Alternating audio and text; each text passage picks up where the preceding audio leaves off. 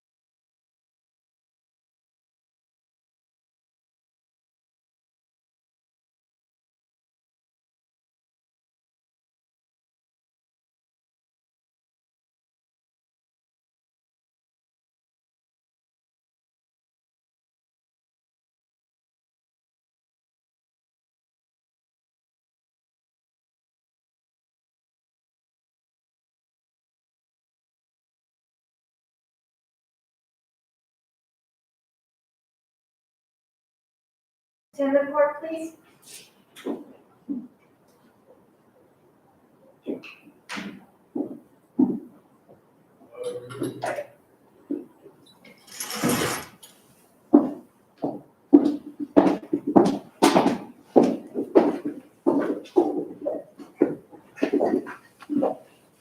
The Honorable Supreme Court of the State of New Mexico. Please be seated.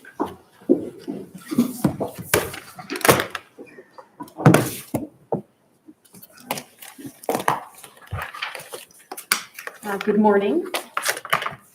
Thank you for your patience with our delayed start this morning. We're here today on S-1-SC-39240, State of New Mexico versus Benedict. Can I have entries of appearance, please? Mary Barquette on behalf of the State of Benedict. Doug Lennox on behalf of Ms. Barquette, it appears that you have reserved 20 minutes for your argument in chief and 10 minutes for rebuttal. Is that correct? Yes. All right, you can proceed.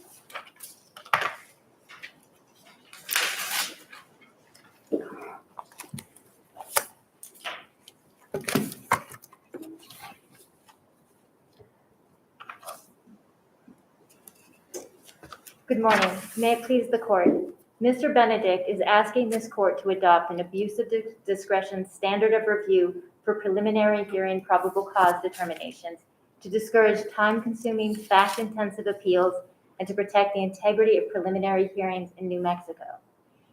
Before delving into why abuse of discretion is the superior standard, I did want to discuss why the majority erred in adopting de novo review in this context.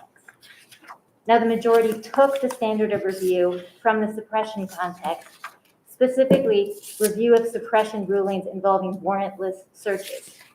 But in Ione, the Court of Appeals specifically acknowledged that suppression hearings and preliminary hearings have different goals and different evidentiary rules. In other words, the nature of these proceedings is different. In addition, suppression does not arise in every case or even in most cases, whereas this screening procedure is a routine part of our criminal procedure for felony cases. We do not want to encourage constant appellate challenges to routine determinations. And I think both Murray and Masters suggest we in fact disfavor sufficiency attacks on the grand jury and preliminary hearing determinations. In addition, in the suppression context, the state's remedy for an adverse ruling is an appeal. And here the state has other, faster, more economical options. And unless the error is really egregious, we want to encourage them to avail themselves of those alternative remedies. And in fact, the availability of other, less time-consuming options is part of the reason some jurisdictions do not even allow these appeals. And I cite those jurisdictions in my reply. But I think at the very least, that shows we have to consider the other options in fashioning the appropriate standard of review, in determining how generous we want to be on appeal. Can any court review the decision of a grand jury? No. Why is this different? Well, I mean, we're taking the position. I understand you're arguing for abuse of discretion. Right. On the finding of probable cause in a constitutionally vested judge, whether it's a district judge or a magistrate judge.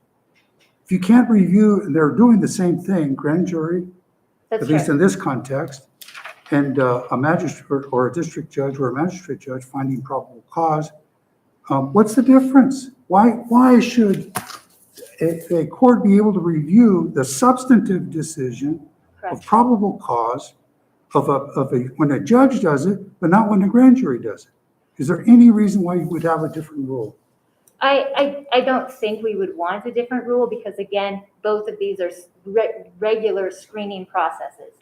You But either it's a do one or the other. constitutional screening. It It's is. constitutional. That's correct. So I don't think we would want to treat them disparately. To the extent that we do allow significant legal errors that occur at a grand jury to be appealed, I think we could say the same thing for preliminary hearings. If there's a significant legal problem with what occurred, but again, for defendants, they have to do that prior to trial, and they have to do that through a writ process. So it has to be a very significant error. And if nothing else, I think abuse of discretion if we are going to allow appeals, abuse of discretion would at least similarly require that the appellant show up front a similarly significant error. It would cut down on this kind of really fact-intensive disagreement amongst courts. And I think with de novo review in particular, you see a lot of on appeal appellate courts reaching different results, even though the standard of probable cause is the same. And so I don't think the appellate decisions provide much, they provide sort of nominal precedential value because they would be so in fact intensive versus providing clarity about probable cause. We all know what that standard is. The magistrate courts know what that standard is. The district courts know what that standard is. We're all in agreement about the standard. So these are coming down to the facts. And I think you see that especially in State versus White, where you had a magistrate court quite literally listen to a preliminary court held by another magistrate court, and they reached opposite results. And so it just creates this kind of like messiness and having courts constantly reviewing the exact same materials and reaching disparate results. Would the result have been any different in White had the district court held a preliminary hearing instead of remanding it back to magistrate court? I don't believe it would have, unless they were like acting in more of an appellate capacity, but it would be, I mean, it would be weird if they had held a new one with the exact same evidence and no additional evidence. I think if they had brought additional evidence, that's a different scenario. And certainly I would hope that if they're going to bother going to a second prelim, they come with, a little more, or they just take it to a grand jury. But essentially they have these other options. And so I think we want to strongly encourage them to avail themselves of those one way or another. I also feel that like de novo review of these would be very inconsistent with our traditional empowerment of preliminary hearing courts. We entrust them with making discretionary evidentiary rulings. They're allowed to we require them to consider all the evidence, including defense evidence. We allow them to alter charges, and specifically that's Melendrez and McCrary. Melendrez allows them to bind over on related or similar charges, and then McCrary allows them to consider lesser included. So we entrust them with a lot of discretionary determinations, and then to take this one out of them and start picking it apart, it is inconsistent with how we allow the freedom we generally allow them, and it's Ms. Barquette, inconsistent. you enumerated all these things that the magistrate judge, does the magistrate judge also weigh credibility and weigh evidence in making a probable cause determination? Yes, they do. So they also have the discretionary. That's similar to, they also make credibility determinations at a suppression hearing. So that's kind of a wash in terms of distinguishing it from suppression. But I think so many of the other contexts and the fact they are in fact looking at what offense is appropriate is a fairly big distinguishing factor from those proceedings. And is it fair to say that because, whether it's preliminary, grand jury, whatever, you're at the beginning of the case, and so deference to what's happening then is very different than the further you get into a case, because it's an important decision, but it's not the end of the road for anybody. Right. I think that's a very good point, Justice Bacon. And I would also note that I think that's actually present in both the Murray opinion and the Masters opinion, Murray being for grand jury and Masters being for preliminary hearings. Both of those essentially deferred to the fact that they had been bound over already. They had probable cause had already been determined, and then they were trying to challenge that later. And they both said, look, this creates a factual issue because they found probable cause. So they already passed upon this, and now you're bringing different evidence. Take it to trial. But certainly we assume later in the process, we assume they have gone through this screening process, and we defer to that process in our analysis. So And I also just want to mention that we all benefit from robust preliminary hearing proceedings. This isn't a proceeding we want to turn into a rubber stamp proceeding. We do not want it to be so that they just discredit defense evidence, because then defendants have no reason to put on evidence, and that hinders discovery, and that hinders the preservation and perpetuation of testimony. So there are benefits for the entire process in having robust preliminary hearing proceedings. And sort of turning to the other side of the coin, why abuse of discretion is better. First, it is more in nature, it's more in keeping with the nature of these hearings, for all the reasons discussed already about how much we entrust to the magistrate and district courts that have to do this, and the fact that they routinely do this.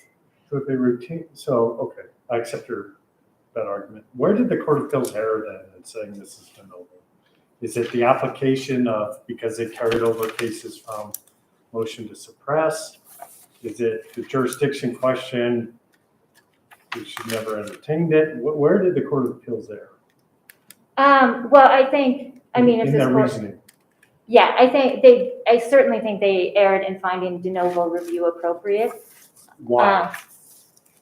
Because the state has other options, because it's inconsistent with the nature of these proceedings, because What about it's the time. focus on the nature of the proceeding? Okay. As preliminary, because they carry over, it seems to me, what is clearly established in, for example, suppression motions, right? They get that part right on the de novo, and then they carry it to this proceeding. Is it a matter of the quality of the proceeding and what goes on, or sort of these public policy reasons you're arguing? I think it's both, and I think you can look at Attaway and Williamson. They talk about judicial economy being part of the determining factor of it in determining the appropriate standard of review.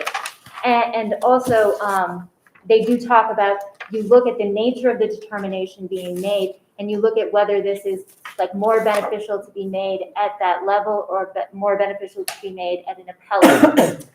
And so the fact that the magistrate courts and district courts routinely make these findings, and we empower them to make so much discretionary rulings in these hearings, that strongly suggests that that is where they are better suited to making that, and having to sort of review that on appeal in a really fact-intensive way and come up with appellate opinions that are going to be of nominal precedential value. That shows it's not as suited for appellate review. Do you think the Attaway opinion informs our determination? As you sort of argue these, I want to use the term loosely, these policy arguments, judicial economy, those kind of things. I think to the extent, though, they talk about, especially in Williamson, but also in Attaway, they talk about what we want to be looking at when we're trying to determine an appropriate standard of review. If matters of judicial economy are something we want to look at, then we do get to policy considerations about how long appeals can take and hold up a case, and the availability of other remedies. And certainly Are you still contesting jurisdiction? So yes, and I did want to just touch on the jurisdictional issue. So part of the reason I don't consider this to be a dismissal of a count is if you sort of think of this in the way we think of it in amending charges, we just sort of, it represents sort of like a charging unit. And so then they can take a charge to trial and amend it at trial, and nobody says anything as long as it's included in that offense already. And so in a similar vein, this was included in the original offense. It's not a distinct charge. It's included in that charging unit already. And so I don't think this is what they meant when they say dismissal of a count. The charging unit, the count is still there, it's just reduced. And I think that's sort of where that argument is coming from. Could the state appeal a decision of a magistrate judge? Same facts, only it's a magistrate judge. In other words, does it make any difference that it's a district court judge in this case? Well, for the statutory purposes, it could, because that statute applies to district court rulings. So I think in the magistrate courts, they would potentially have to go through other means. I think the Court of Appeals opinion suggests this would be a final determination, so they could arguably establish practical finality and then argue that they're aggrieved. However, I think that would also, the fact that this is just a reduction, I don't know that they would be sufficiently aggrieved to even be able to appeal. And they would have to appeal to the district court. If the state changed the charge to count 1, count 2, Judge Levis does the same thing. Under your argument, is that separates the counts, not the sort of lesser included. No. It doesn't. So Judge Levis, I think it's the district court says second degree murder's out. Come back with 1 count, a lesser included. Still can't appeal it. Yes, and we have an entire body of case law already talking about when an offense is included in another offense. So I think we would just apply it and say, look, this is clearly included in that other count. You can separate it out to try and get around that, but and we don't have to make new law for that. We have that analysis in the amendment of an indictment context, and we certainly allow that without issue after the close of evidence at trial, because we recognize them to sort of be part of the same But charge. that's after the closed evidence at trial, right? We're talking about the ability of the prosecutor and the rights of prosecutor. The pretrial stage is a little different, right? They have the right to charge. I mean, it's a different discussion, isn't it, after the evidence comes in? I mean, you could have directed this out, but it's not the same conversation at those 2 stages. Yeah, I'm not suggesting that these are identical. I'm just saying that when we're interpreting the statutory authority to appeal, we are allowed to interpret it in a more limited manner, and I think we can interpret count to be it's not a dismissal if it's a reduction. I think we can do that. And and just to point out, if you look at like Ruiz and some of those other cases that don't even allow for appeals, they take an incredibly narrow view of their rules. So I don't think that this would be out of the question, an interpretation that says, look, you have to really dismiss all of that charging unit, and then you can appeal, and then you're aggrieved. I think that would be a fair limitation on it. So that's just to sort of clarify the jurisdictional issue. And I also think that they wouldn't be sufficiently aggrieved in these circumstances for the constitutional right to kick in, because they still have other options available to them. And in hindsight, that was a consideration that they could just dismiss and refile in the district court, and so they could appeal suppression through those means. And so they have other options available to them. And I guess to go back to sort of why I think abuse of discretion is better, I also just want to note the many cases we have suggesting that when sufficiency has sort of come up in cases, and it's only sort of come up, to be quite frank, but when it has, we've shown deference in those instances. And again, Masters I talked about already, but you see this in the discussion in Garcia and Vallejos, where they're sort of dismissive of the defense attack on sufficiency. In Divine, they refer to this determination as a discretionary act. In fact, that's part of the premise of Divine. And in White, they also refer to this as a discretionary act. So I think for most of our history, we have viewed this as a discretionary act within the discretion of the preliminary hearing court. What would be error in the application of Ornelas, the Supreme Court case on sort of de novo review? I think that was a suppression. That's a Why suppression would we case. be mistaken to follow that? Well, I mean, that was actually, I believe it was distinguished in Williamson itself, where they adopted in a suppression context a more deferential standard of review than we even have here. And that's also, I also do want to note, for part of the reason Attaway adopted such a de novo standard was because they were looking at police practices that deviate from our preferred procedures. So we're talking about warrantless. But they weren't talking about the substantive decision about whether to find probable cause or not. They were talking about the procedures used in that case. Am I right? Yes, but also. And aren't they two different things? They are, but they did say we can look at the nature of the inquiry. And they did go on. Attaway had a fairly lengthy discussion of knock and announce and why we prefer it. And what they were reviewing in that case was whether the exigent circumstances justified getting around it. So they were taking, I guess, a hard look at behavior by police officers that goes against our preferred constitutional practices. And so I think more exacting review is more appropriate in those circumstances than when you're talking about reviewing a neutral arbiter's routine determination. I don't think those require equivalent standard of review. But under Attaway, looking at the factors in favor of judicial administration and public policy factors, are there factors that would support public policy and judicial administration that would support de novo review? In this case, I don't really feel like in this context it would. I think in terms of looking who is better suited to make these determinations, I think lower courts that actually see the witnesses testify are. In terms of the value of having appellate courts conduct exacting factual review, it is nominal, it's minimal. I think Ayala talks about that. The amount of delay this causes pre-trial is enormous, and both Ruiz and Loomis out of Idaho talk about that. So I think pretty much most of the policy considerations favor a differential abuse of discretion standard.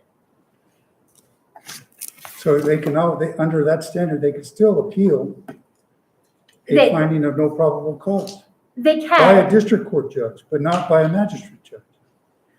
Yeah, I mean, What sense does that make? well, quite frankly, if this court wants to say we're just not going to entertain these kinds of appeals, they can. In the past, there's been suggestions that we will consider sufficiency when it's attached to other issues. They've been dismissive in their consideration of it, but so it's sort of an open question. But certainly, if this court wants to say, look, we're not reviewing sufficiency attacks on probable cause determinations, that would save a lot of time. So Well, that is the law on grand juries. that is the law, yes. And absent bad faith on the part of the prosecuting attorney. Right. But we have a number of cases that have taken review. You agree with that?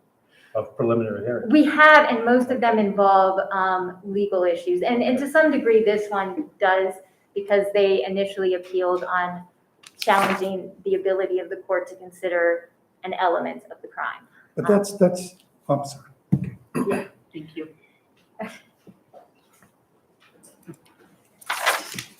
Morning. Good morning. Good morning. Oops, let me go over here a little bit.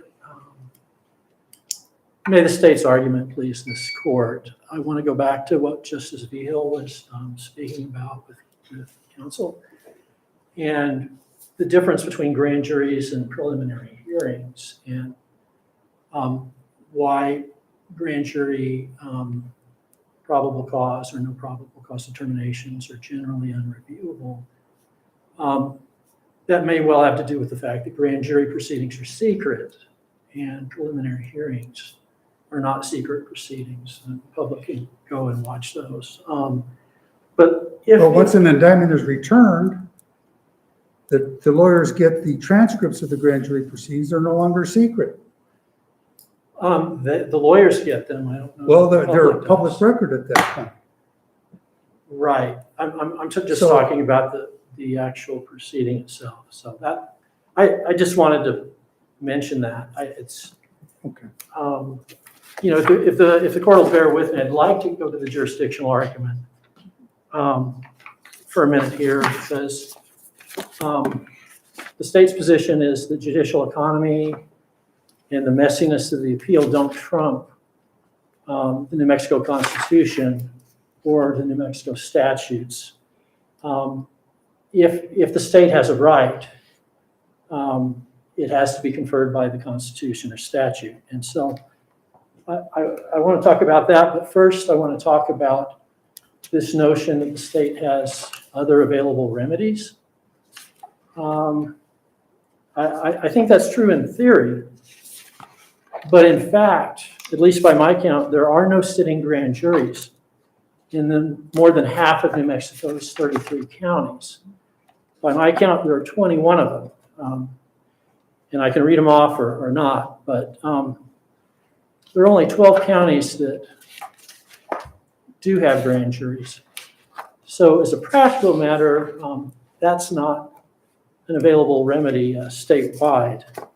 And the other limitation on grand juries is that there isn't an absolute right to one.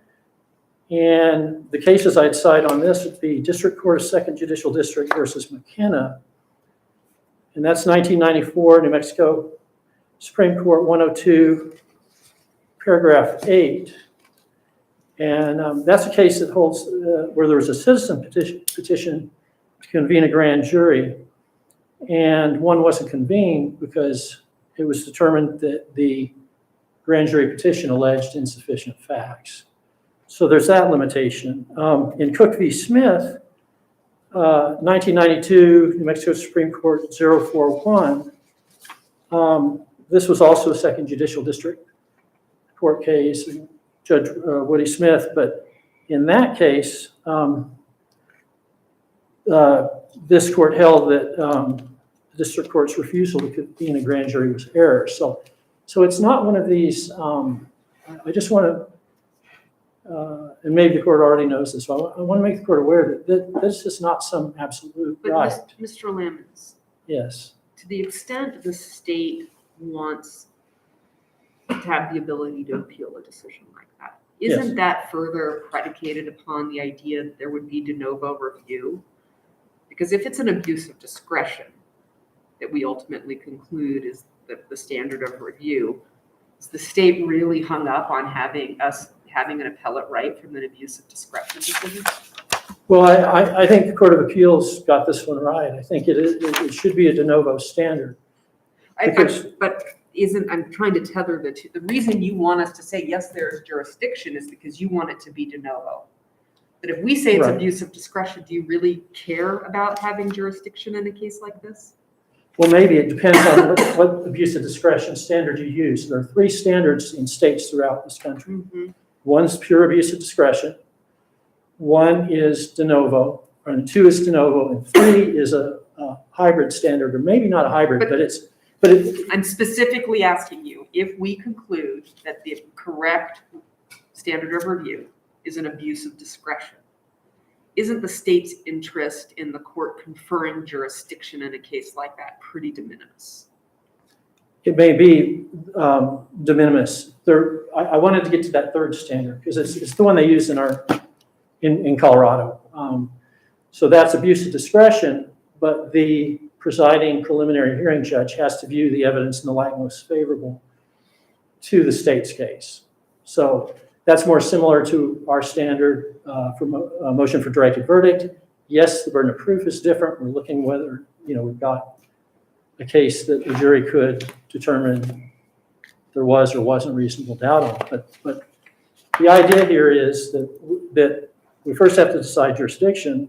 The other thing I wanted to talk about so let's take the 1st judicial district. 3 counties, Los Alamos, Rio Arriba, and Santa Fe. 2 have sitting grand juries, 1, Los Alamos, does not. And so it's kind of an interesting case. But this court has the power to and has limited the grand juries in the 1st. And this court issued an order, it's number 22-8500-021, and it was issued April 19th of this year. And what it does is it directs the 1st Judicial District Court to limit the number of grand jury sessions to no more than a single 8-hour session in each calendar month of the grand jury's 3-month term, and then it limits the types of cases. So the types of cases would be child abuse cases, some sexual abuse cases, those sorts of things. But I just want to alert the court to why grand jury is not an available remedy. And so going back to the standard of review, we have, by my count, Can I ask you this question? yes. Does it make a difference whether it's a procedural issue that the state is complaining of, that the judge didn't do this, or the judge didn't do that, or it was improperly scheduled, or something like that, or witnesses were not allowed to be called, versus the actual substantive decision on whether there's probable cause? It does make a difference. I think what we're talking about specifically is the probable cause, or no probable cause finding, and the refusal to bind over the other charge. So, under the statute 39-33B, Mhm. the state has the right to appeal a decision, judgment, or order dismissing a complaint, indictment, or information. The judge in this case did none of those three things. Well, So how does that statute confer jurisdiction? because what the judge did was the functional equivalent of dismissal under Hostine, as the Court of He Appeals did not found. dismiss an information. No, what he did do is he said, I find no probable cause, and he directed the state to file an amended information that no longer included second-degree murder and only included voluntary manslaughter. Based on a finding of lack of probable cause. Right. So that and so what the Court of Appeals found is that's practical finality. Now, I have to say, the state does not agree at all that second-degree murder and voluntary manslaughter are one count. And I think you may have seen it in my brief, but even something basic like Black's Law Dictionary says the terms count and charge are synonymous. And the fact that one is a lesser included charge doesn't make it the same charge. And when you look at the actual information in this case, it doesn't appear that voluntary manslaughter was actually charged in count one. The charge is second-degree murder, but it does not list the elements of voluntary or involuntary manslaughter. It merely notifies, and I should get the exact language, but it merely notifies the defendant that the state may seek an instruction on involuntary manslaughter. It doesn't have to be charged because those are lesser included offenses. So this notion that somehow that the district court got rid of half of a charge or something, it doesn't seem to fly. But the criminal information in this case charged second-degree murder and voluntary manslaughter. But what It it charged says, So if we accept your argument that it's not lesser included, well, I'm it's saying, reverse. I'm sorry. I'm sorry. I just Um, want to point out that the information in this case charged both crimes. The judge found no probable causes to one and probable causes to the other. Well, right, and I guess that I think one way of looking at this, at least from the state's perspective, is the language is so the defendant is being notified, and here it is. The fact finder may be instructed to consider manslaughter, open parenthetical, firearm enhancement, closed parenthetical. I'm looking at record proper 1. So state's position is that it's not, the voluntary manslaughter is not charged because it doesn't have to be. All the second part is a notice to the defense. It's putting them on notice that, hey, we may ask the jury to consider a lesser offense, depending on how things go, I guess. So, but this notion that, I mean, if you find no probable cause and then you refuse to bind the case over, and then you direct the state to amend the indictment, I mean, that charge is eliminated. The jury can't consider it. So for all practical purposes, it's just gone. Isn't that the? I'm sorry. Go ahead. Mr. Lammons, most of the preliminary hearings are held in either Metro Court or Magistrate Courts Yes. throughout the state. Are you proposing that a de novo review from those decisions from either a Magistrate Court and Metro Court judge be reviewed de novo? Well, I haven't taken a position on that because this one arises in the district court. But I would talk about this. You have 68 magistrate judges, you have over 80 district court judges. I can't remember how many metropolitan court judges there are. If you don't adopt a de novo standard of review, I mean, obviously these are people coming from all walks of life, all different varying degrees of judicial education, judicial experience.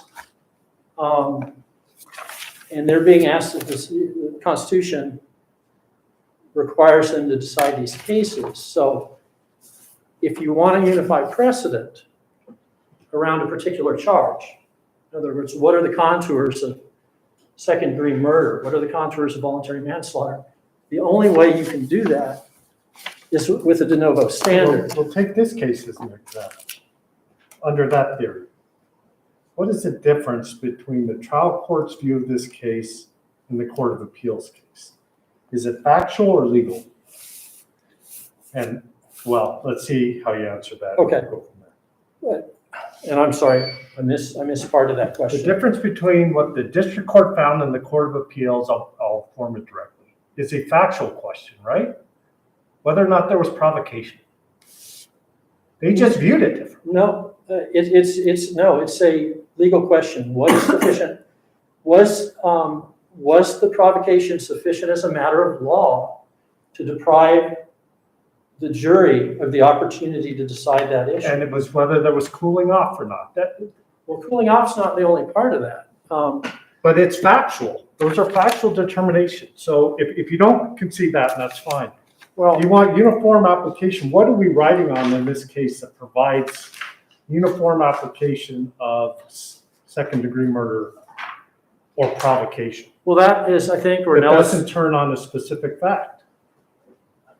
If that's what you want us to know review and for us to lay out this, Well, and what Ornelas says is it is a case-by-case basis. That's how you get basically the contours of what each charge is. But okay, here, so our contours are, he cooled off or he didn't cool off. Is that what we're writing on? no, the question, so if you look at, I want to say it's State versus Montoya here. Let me see if I can get to that one. It's not just cooling off period. And State versus Munoz, 113, New Mexico, 489. We can talk about this one, but I mean, the black letter law is. Well, let me go to Sells versus State first. So, Sells versus State says that basically the sufficient provocation. The general rule is it's a jury question. So at prelim, it's whether the court should have allowed the jury to decide that or not. And what happens is you have to determine the level of provocation. In this case, you have Mr. Porter, who is unarmed. He hails an Uber ride.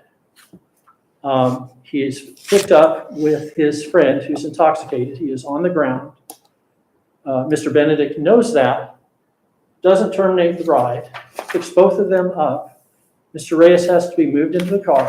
And then once they're in the car, Mr. Porter tells Mr. Benedict, you might want to roll down the windows. He's pretty woozy, or words to that effect. And as they start driving, or he said, apparently he asked about the cleanup fee at that point. He said, I'm not interested in the cleanup fee. It's not worth that. And then he instructs them basically to let him know if he needs to pull over, and he will pull over, and he won't leave them. Well, Mr. Reyes throws up on the turn from San Mateo onto Osuna. They keep driving for a little while, but then the cleanup fee comes up again. Well, there is a 10-second exchange about the cleanup fee. And as Mr. Benedict says, there's 3 or 4, I think he says 3 volleys back and forth. And what he means is verbal about whether to pay it. He is alternately angry about having to pay it and begging to clean it himself so he doesn't have to pay the $250 Uber fee. So at some point, the question becomes, is that sufficient provocation to shoot and kill someone? So as a matter of law, then you go to the next step. But I'll let you continue. But this conversation, I could agree with everything you said. Right. As an appellate court, my Right. concern is, this is what we leave to the trial courts. Right. And that's why abuse of discretion makes sense, right? Well, no, abuse Those of are the discretion. determinations, if it's essentially a factual question, which is what Adelaide talks about, then we impose this, we allow this discretion to the trial courts to make these determinations, not us on de novo. So now we have 5 of us that view things the way you saw it, but we weren't listening to witnesses. Right. But Justice Thompson, this case is different because the facts aren't disputed. The only evidence, the only eyewitness account given is Mr. Benedict's, and it's given in that police interview. And so there are no factual disputes to weigh. That's the way the state presented the case. They said, here are the facts. Can a reasonable inference be drawn that there was sufficient provocation? And can a reasonable inference also be drawn that the provocation was insufficient to shoot him 5 times? That's not the test. The test is one of probable cause, and the judge is the finder of fact. He weighs that evidence in Right. determining whether there's probable cause. You're Yes. saying the question is this, the question is whether it's sufficient.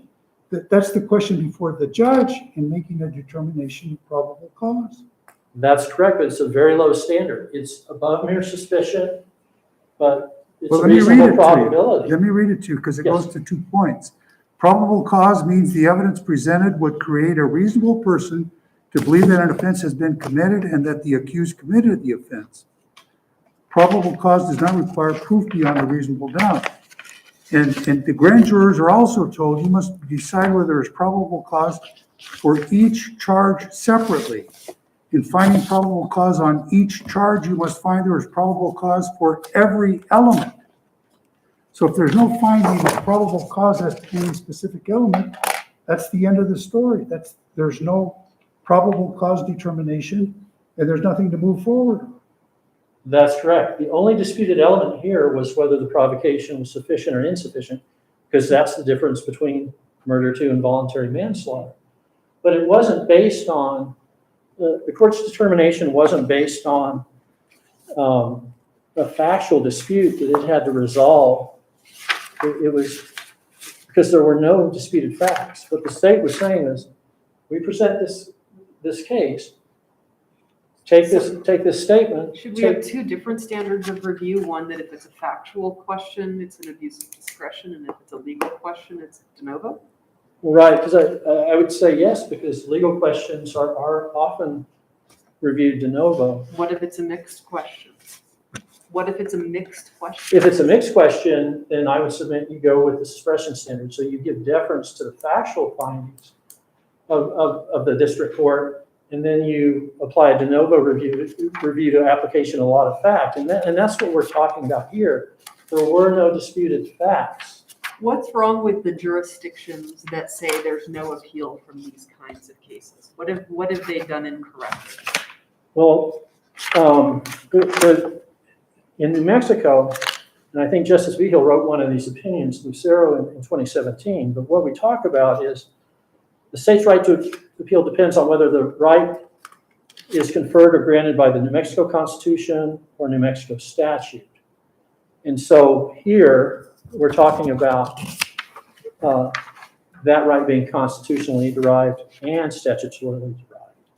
So there's 3933 V1, and the state's position and the Court of Appeals position was that when you don't bind over, second-degree murder, that is the dismissal of a count So is the in the charging answer, document. is the answer to my question is that those states where they've said there's no right of appeal, they don't have a statutory or constitutional right in place? Well, that's the suggestion.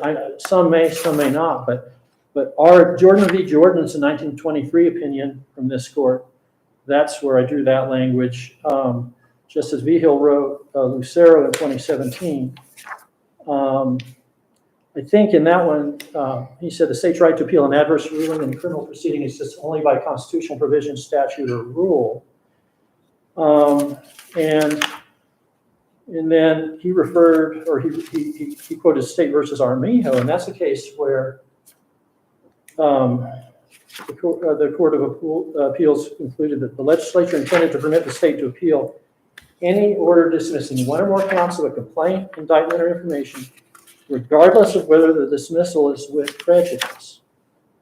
So I think that's why the Court of Appeals is saying this is functionally equivalent to a dismissal with prejudice, because I think counsel mentioned McCrary, but what McCrary says is the state can't just ignore the district court's bind-over order. I think in that case there was maybe first-degree murder and second-degree murder, and second-degree murder was bound over, and the state went ahead and filed a first-degree murder charge after that, and that was not allowed.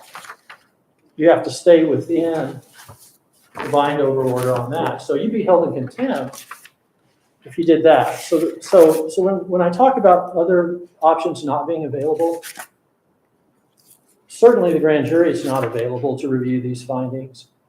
And so what can happen is you can have the same judge in the same situation or similar factual situation who maybe doesn't understand probable cause in a particular context. They can keep making this same mistake over and over and over. And if it's unreviewable, it doesn't get fixed. Mr. Hammonds, in appellate courts that are already overwhelmed, how would this promote a de novo review efficiency and accuracy? The answer to that is, just in canvassing the various district attorney's offices, very few times did they, following an adverse finding at a preliminary hearing on a probable cause issue, it's very rare for them to present to a grand jury in those 12 counties where they can do so. So this isn't something that opens up the floodgates in any way. Except the question was different. This was, what's the impact on the appellate courts who are drowning, not pivoting to grand jury? Well, okay. Well, I'm not sure there's the impact on this court's workload. On the appellate courts, Yeah. if it's a de novo review. Yeah. Again, I don't think it's significant, because my sense of this from speaking with some district attorneys, some chief deputies, is that most of the time they just accept the preliminary hearing, no probable cause finding, and go with what's left if there is something left. So I don't see that. There was an issue that I think counsel brought up about summary versus general calendar. And I could see an impact there, because if there is a factual dispute of some sort, unlike in this case, then you're going to need the recordings. But I guess the other answer to it is still the judicial economy takes a backseat to a right that's constitutionally conferred. And so, in the brief, I do refer to Article 6, Section 2, that provides that an aggrieved party shall have an absolute right to appeal. And then 39.3.3 is more specific, because that's the state's right to appeal. And it doesn't seem to make sense that the state would have the right to appeal under 39.3.3b2, the suppression ruling, which may not result in the dismissal of a charge. In other words, you might be able to go forward with what you have left after that hearing. But then when an entire count, like murder 2, is dismissed, you have no review. So McCrary doesn't let you file the charge that wasn't bound over. You can't go to a grand jury in many of these jurisdictions. And so basically, I guess you go to trial on what's left, jeopardy attaches, and you lose your constitutional right to, absolute right to one appeal. And I'm just, I don't see the drafters as singling out the state and saying, well, you're the only party that doesn't get an absolute right to one appeal. The other thing here is the So could a decision, defendant appeal a finding of probable cause? not at the early stages because it's not adverse to them. They're not the aggrieved Certainly party. is adverse, they gotta go to trial on the felony. No, they don't have a corresponding right to that. But the issue here is whether the jury should be allowed to hear the case and decide. And that's what I'm seeing with Sells v. State. They're saying that's the black letter law in this area. Generally, the questions of the sufficiency of the provocation is a jury question. So But can I hear what you're saying? And tell me what I'm missing. What you're saying is when the district attorney files an information that's subject to a preliminary hearing, whatever the judge says, because we said it, the jury is entitled to consider that, and it doesn't matter, the finding of the magistrate judge's role or the district judge's role is zero. Because the jury has a right to consider that charge. respectfully, that's not what I'm saying. Okay. Tell me If where there I'm is, wrong. if you're not wrong, that part is right. But if the question is whether on this evidence the provocation was sufficient as a matter of law to take this question from the jury. If it was sufficient as a matter of law, then that's fine.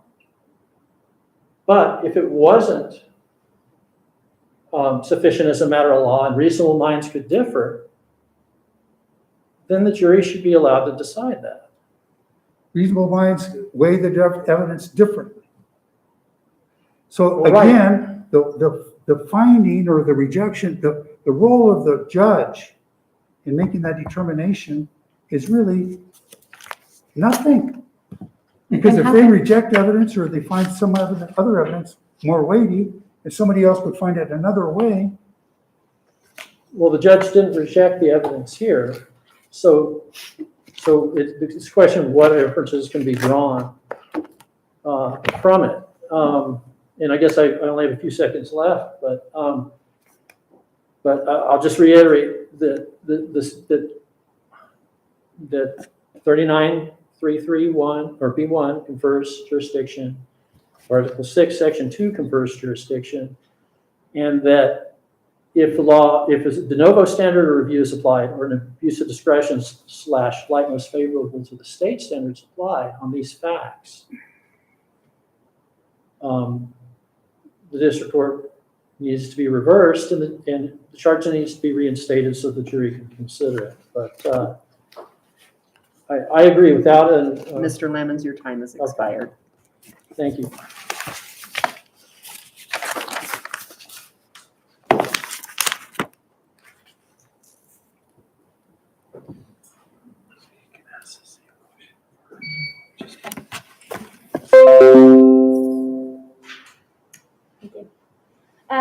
I first wanted to address the state's argument about how it really doesn't have any other remedies. They didn't actually make a showing they couldn't do that here in this case 3 years ago when this originally occurred. And they didn't make a showing they couldn't do another preliminary hearing and add additional evidence. In fact, I think both parties below discussed that there were potentially other witnesses, and they just weren't going to call them. So they didn't make a showing that these were actually unavailable in this case, or that they are generally unavailable and we don't allow them to do prelims again. we do. To the extent that the state cites McCrary as holding otherwise, I want to be clear. McCrary said that they can't just add a charge back into an information after the probable cause determination said that charge shouldn't be there. So that's what it says. It doesn't say they can't do another preliminary hearing and prove that charge up. In fact, most of our cases say the opposite. I think State versus Divine gets to that point as well. And McCrary itself was based on this court's opinion in Melendrez, which reached a similar conclusion. They get to determine which ones are supported by probable cause, and the information should conform to that. That's just consistent with the constitutional right and the constitutional purpose of these hearings. And I would also note that in Whitehead versus Vescovi Dial, one of the reasons the Court of Appeals said the state didn't have didn't have a corresponding right to a preliminary hearing in New Mexico. It does in some states, it does not here. But they said that part of that was because the state didn't actually show that they didn't have another remedy.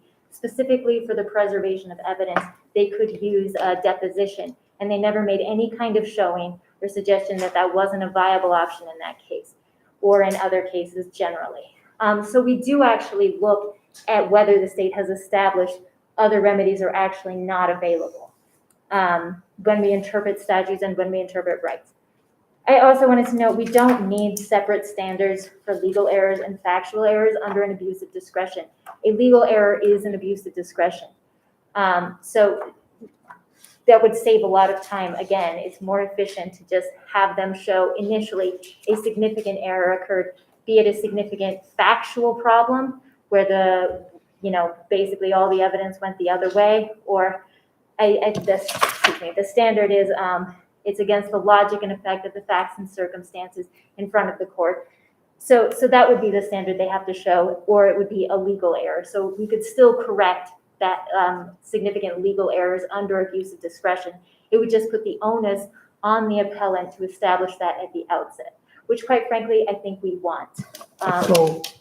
And I meant to ask Mr. Lane this and escaped me, but I'll ask you. The rules of evidence apply at a preliminary hearing, correct? Yes. So if the state contends that the judge erred in an evidentiary ruling, could they appeal that de novo or under your abuse of discretion standard at that level? I think they would still have to show a significant error, be it an evidentiary, but they'd also still have to show a dismissal of the information or indictment. The argument is without that, the judge improperly concluded that was hearsay. Without that evidence, I can't prove probable cause. And that's a de facto dismissal of that count. Under the Court of Appeals opinion, yes, they would be able to appeal it. But I think we generally treat evidentiary errors under an abuse of discretion standard anyway, but we still require a significant error. It would basically have to be their entire case was excluded improperly. So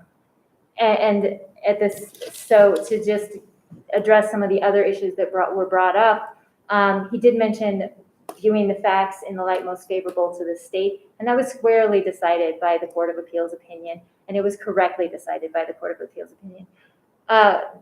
We have numerous cases and rules making it clear that defendants are permitted to present evidence, and we in fact have one saying they're required that the district courts and the preliminary hearing courts are required to consider defense evidence, and that would be State Ex Rel Hannigan versus Armijo. And witnesses, and we want them reviewing the totality of the evidence.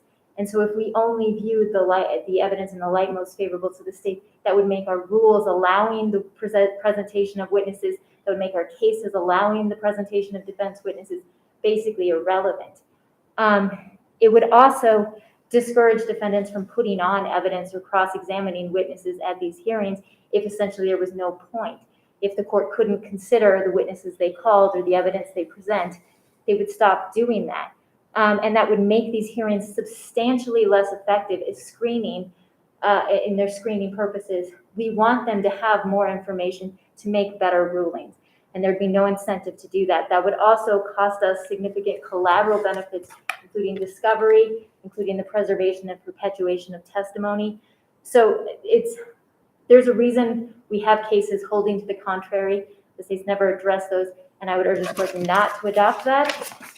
And in a similar vein, this idea of taking an element away from the preliminary hearing court's determination, that's directly contrary to the purposes of these hearings and the rights, the constitutional right providing them. We want to ensure that defendants are held on charges supported by probable cause, and they frankly can't do this if they can't consider all the elements of the offense. That's also, the state's position is also inconsistent with Melendrez, which allows courts to consider related offenses to distinguish between charges that are more appropriate, and McCrary allowing the bind over on lesser. They have to be able to distinguish which crimes are actually supported by probable cause. And if you start removing or telling them they can't consider certain ones that require reasonableness determination, they are not able to do their constitutional job. I also want to note that probable cause itself involves a reasonableness question. It speaks in terms of reasonable probability. And so to the extent we entrust the court with that determination, there's no reason we wouldn't entrust them with other reasonableness determinations. So those were the main points I wanted to talk about. And in closing, Mr. Benedict asked this court to adopt an abuse of discretion standard or to find that they're not allowed to appeal, to protect the integrity of these proceedings, and to find that the Court of Appeals erred here in reversing the district court's determination. Thank you. Thank you, counsel, for your presentations here today. The case will be deemed submitted as of today, and we will get you on the decision as soon as practicable. Thank you so much.